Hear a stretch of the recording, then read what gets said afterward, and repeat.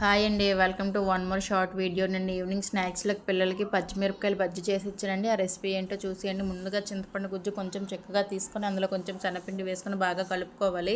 ఉండలు లేకుండా కలుపుకొని మిర్చి మొత్తం అలా తిన్నగా ఘాటు పెట్టుకొని పేస్ట్ మొత్తం అందులో అప్లై చేసి పక్కన పెట్టుకోవాలి. తర్వాత బౌల్‌లో కొంచెం శనగపిండి తీసుకొని అందులో కొంచెం పసుపు, కొంచెం సాల్ట్, కొంచెం కారం వేసుకొని కొంచెం బేకింగ్ సోడా వేసుకొని బాగా కలుపుకోవాలి. ఉండలు లేకుండా కలుపుకొని 2, 3 స్పూన్లు వరిపిండి వేసుకుంటే క్రిస్పీగా వస్తాయి. వేసి అది కూడా బాగా ఉండలేకుండా కలుపుకోవాలి. స్టవ్ మీద కడాయి పెట్టి ఆయిల్ వేసుకుని ఆయిల్ బాగా హీట్ అయిన తర్వాత మనం కలుపుకున్న పిండి ఒక గ్లాస్లో పోసుకొని అందులో మిరపకాయలు ముంచి ఆయిల్లో వేసుకుంటే అయితే బజ్జీలు రెడీ అయిపోతాయి. అందులో స్టఫింగ్లోకి ఆనియన్స్ గుండగా కట్ చేసుకుని అందులో కొంచెం సాల్ట్ మసాలా, కొంచెం కారం, కొంచెం సాల్ట్ వేసుకొని బాగా కలిపి నిమ్మకాయ పిండి పక్కన పెట్టుకోవాలి. మనం రెడీ చేసుకున్న మిరపకాయ బజ్జీలు తిన్నగా ఘాట్లు పెట్టుకుని అందులో ఆనియన్ స్టఫ్ పెట్టుకుంటే మిరపకాయ బజ్జీలు అయితే రెడీ అయిపోతాయి. మిరపకాయ బజ్జీలు వేయక మిగిలిన పిండిని పకోడీలో వేసుకుంటూ బాగానే ఉంటుంది. ఎవరైనా ఛానల్ని కొత్తగా చూసినట్లయితే సబ్స్క్రైబ్ చేయండి, లైక్ చేయండి, షేర్ చేయండి, అలాగే కామెంట్ కూడా చేయండి.